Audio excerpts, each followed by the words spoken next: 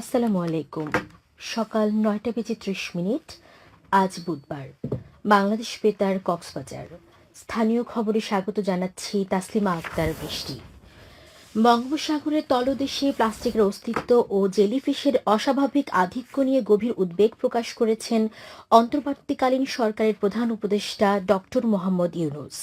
তিনি বলেছেন, বাংলাদেশের স্থলভাগের সমপরিমাণ অঞ্চল জলভাগ হলেও এই বিপুল সম্পদ আমরা এখনো পুরোপুরি কাজে লাগাতে পারিনি। গতকাল রাষ্ট্রীয় অতিথি ভবন যমুনায় সামুদ্রিক মৎস্য সম্পদ ও ইকোসিস্টেম সংক্রান্ত এক গবেষণা প্রতিবেদন জমা দেওয়ার সময় তিনি একথা জানান। গবেষণা জাহাজ আরভি ডক্টর ফ্রিটস ন্যানসেন কর্তৃক পরিচালিত এই জরিপ ও গবেষণা প্রতিবেদনটি প্রধান উপদেষ্টার কাছে হস্তান্তর করে এ সংক্রান্ত কমিটি। গত বছরের ২১ আগস্ট থেকে ২২ সেপ্টেম্বর পর্যন্ত ৮টি দেশের ২৫ জন বিজ্ঞানীর সমন্বয়ে এই জরিপ চালানো হয়, যার মধ্যে ১৩ জন ছিলেন বাংলাদেশি। চট্টগ্রাম বিশ্ববিদ্যালয়ের ইনস্টিটিউট অব মেরিন সায়েন্সেসের অধ্যাপক সাইদুর রহমান চৌধুরী বৈঠকে গবেষণা উপাত্ত তুলে ধরেন। তিনি জানান, গবেষণায় ৬৫ প্রজাতির নতুন জলজ প্রাণীর অস্তিত্ব পাওয়া গেলেও পরিবেশগত ভারসাম্যহীনতার চিত্র ফুটে উঠেছে। অধ্যাপক সাইদুর বলেন, বাংলাদেশে গভীর সমুদ্রে জেলিফিশের আধিক্য মাত্রাতিরিক্ত বেড়ে গেছে, যা ভারসাম্যহীনতার লক্ষণ। ওভারফিশিং এর কারণে এটি হয়েছে। এছাড়া ২,০০০ মিটার গভীরতায়ও প্লাস্টিক পাওয়া গেছে, যা অত্যন্ত উদ্বেগের বিষয়। ২০১৮ সালের গবেষণার তুলনায় দেখা গেছে, গভীর সমুদ্রে বড় মাছের সংখ্যা কমে যাচ্ছে এবং স্বল্প গভীরতায়ও মাছের পরিমাণ আশঙ্কাজনকভাবে হ্রাস পেয়েছে।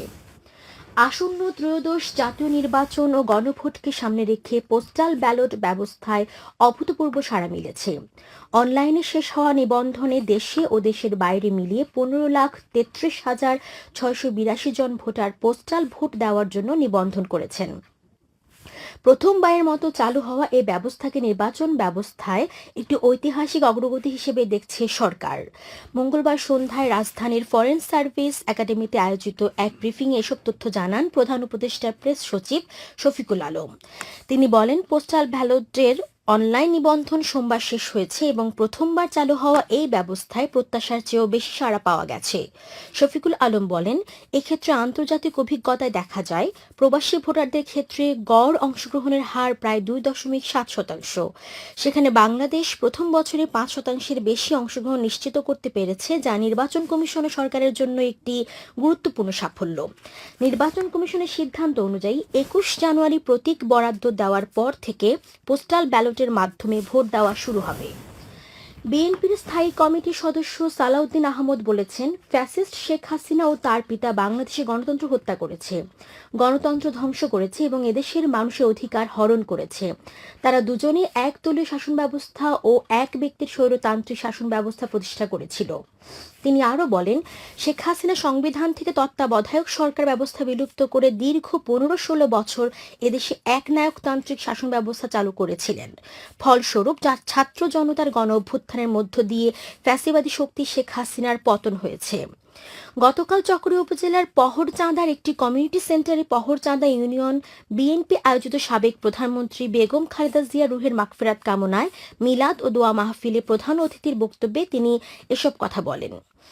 পহরচাঁদা কেন্দ্রীয় জামে মসজিদের পেশ ইমাম মাওলানা ফরিদ আহমদ আজিজের সভাপতিত্বে এতে দলীয় নেতৃবৃন্দ বক্তব্য রাখেন। মহেশখালীর বড় মহেশখালীতে গণভোট উপলক্ষে সচেতনতামূলক প্রচারণা অনুষ্ঠিত হয়েছে। গতকাল রাতে স্থানীয় ইউনিয়ন পরিষদ মাঠে উপজেলা প্রশাসনের উদ্যোগে ও ইউনিয়ন পরিষদের ব্যবস্থাপনায় জনসাধারণের মাঝে সচেতনতা সৃষ্টির লক্ষ্যে ভিডিও প্রচার করা হয়। এর আগে সচেতনতামূলক সভা অনুষ্ঠিত হয়। স্থানীয় ইউনিয়ন পরিষদের চেয়ারম্যান শাহ আ.ম. এনায়েত উল্লাহ বাবুলের সভাপতিত্বে এলাকার গণ্যমান্য ব্যক্তিবর্গ এতে উপস্থিত ছিলেন। এ সময় দেশ সংস্কারের অংশ হিসেবে প্রত্যেক ভোটারকে গণভোটে অংশ নেওয়ার আহ্বান জানান বক্তারা। উখিয়ায় অবৈধভাবে মাটি কর্তন ও পাচারের সময় অভিযান চালিয়ে ১,৫০,০০০ টাকা অর্থদণ্ড আদায় করেছে উপজেলা প্রশাসনের ভ্রাম্যমাণ আদালত। গতকাল রাতে উপজেলা নির্বাহী কর্মকর্তা ও নির্বাহী ম্যাজিস্ট্রেট রিফাত আসমান নেতৃত্বে পরিচালিত ভ্রাম্যমাণ আদালত উপজেলার জালিয়াপালং ইউনিয়নের ছ্যাপটখালীতে অভিযান চালায়। এ সময় ভূগর্ভস্থ মাটি উত্তোলন ও মাটি কর্তনের অভিযোগে নুরুল আফসার নামে এক ব্যক্তিকে বালুমহাল ও মাটি ব্যবস্থাপনা আইনে ১,৫০,০০০ টাকা অর্থদণ্ড প্রদান করা হয়। এদিকে ঈদগাঁওয়ে যানজট নিরসন ও এলপিজি সিলিন্ডার বেশি দামে বিক্রি করার অভিযোগে মোবাইল কোর্ট পরিচালনা করা হয়েছে। এ সময় ৯,৪০০ টাকা জরিমানা করা হয়। অভিযান পরিচালনা করেন সহকারী কমিশনার ও নির্বাহী ম্যাজিস্ট্রেট মোহাম্মদ কামরুল ইসলাম। ভবিষ্যতে এ ধরনের কাজ থেকে বিরত থাকতে সংশ্লিষ্ট দোকান মালিকদের সতর্ক করেন নির্বাহী ম্যাজিস্ট্রেট। খেলার খবর ক্রিকেট। কক্সবাজারে অনুষ্ঠিত সাইমন বিসিবি কাউন্সিলর কাপ টি-20 ক্রিকেট টুর্নামেন্টের ফাইনালে জয় পেয়েছে বৃহত্তর পাহাড়তলী ঐক্য ফোরাম। ৫৫ রানে তারা হারিয়েছে সদর উপজেলা ঐক্য পরিষদকে।